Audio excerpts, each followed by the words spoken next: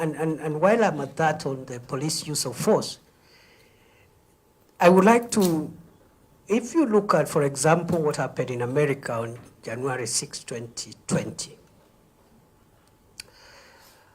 which, well, remotely could be similar to what we had, maybe not exactly, because those characters who came to Parliament were not coming for fun. Many of you members were there. They were not coming for fun. They were coming to burn down Parliament and kill people, basically. They were not coming to demonstrate and ask for the finance bill not to be passed.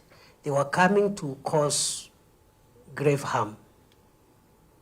In fact, 2 days after that event, after we frustrated the effort to burn down Parliament and kill members, we arrested a suspect at 4 a.m.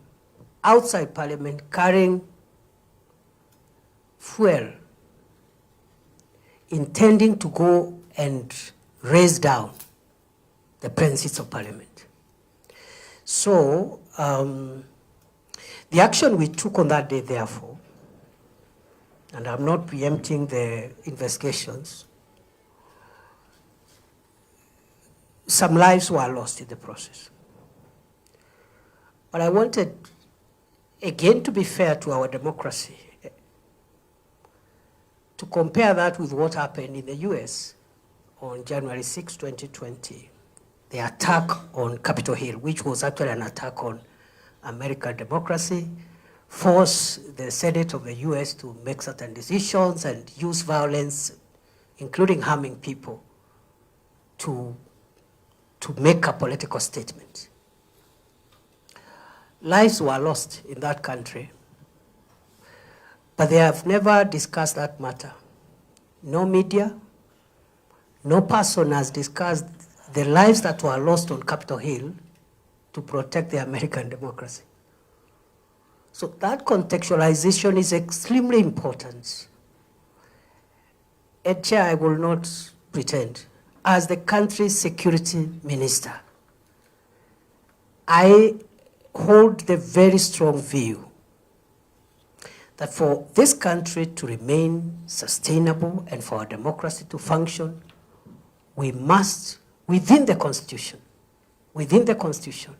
make sure that the institutions established under our Constitution are protected, because if we overthrow constitutional institutions like Parliament, judiciary, the executive, we have no country. The things we are discussing here, we will not have even this discussion where a parliamentary committee is grilling the security minister, because the country will not be there in the first place. So that is the first contextual matter I wanted to bring. And it is not true to argue or to submit that the police officer cannot use force.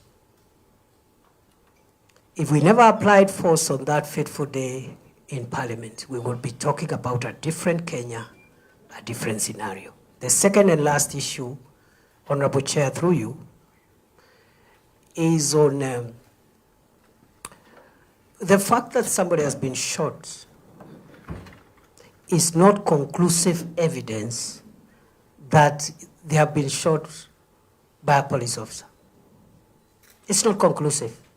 Maybe there's a presumption that that bullet is the bullet of a police officer, but as a person who has practiced law for a quarter of a century, I can say this without fear of contradiction. The fact that somebody has died through a bullet where police officers were trying to control a crowd is not conclusive proof that that person has been killed by a police officer. And that's why the justice systems must help us establish the truth without shielding anybody.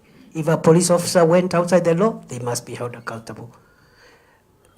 To demonstrate my point, Rongai. In Rongai, we lost, to my mind, I think 2 people. And others were injured. What happened is that criminals invaded somebody's supermarket and started hurting people and Some were stabbed, workers, shoppers, etc. 2 police officers were guarding Equity Bank next to the supermarket. And they were armed.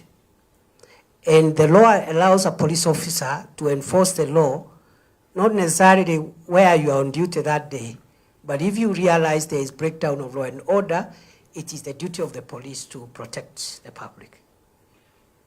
So these 2 officers tried to contain that invasion of that supermarket and the injury that was being visited on shoppers and so forth. They were only 2, but the crowd was massive. What happened is the criminals actually overpowered them. They took the gun, and one of them, they took the 2 guns, and one of the person who overpowered them actually started shooting at the crowd. So in the process, I would assume, of an investigation, it is possible that perhaps these officers, as they try to contain this situation, could have shot somebody. That is one hypothesis. But the other hypothesis is that the criminal who overpowered these officers actually and removed their uniform and started shooting at the crowd could have used a police gun, but is a criminal to kill someone. And of course, these are things that require scientific proof. So the presumption could be it is the police officer, but it could be rebuttable by evidence. And that's why we need to be careful and not condemn law enforcement officers wholesale, but we must condemn individual law enforcement officers who use weapons outside the law. And the only sure way of ascertaining that is through the processes of justice, which are slow and painful, but eventually they lead us to the truth.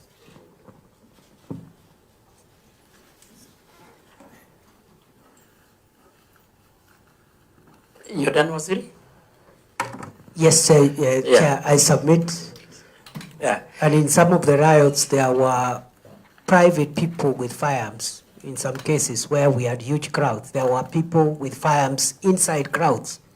So I'm not just defending my officers. I'm also saying they need to be given the benefit of doubt, and otherwise we will lose the morale of our security agencies. And next time there's an attack, they'll say, okay, there's an attack, Parliament, sort out yourselves. God forbid. I submit. Members were aware that, of course, we have got quite a number of the rest of the 6 of the question.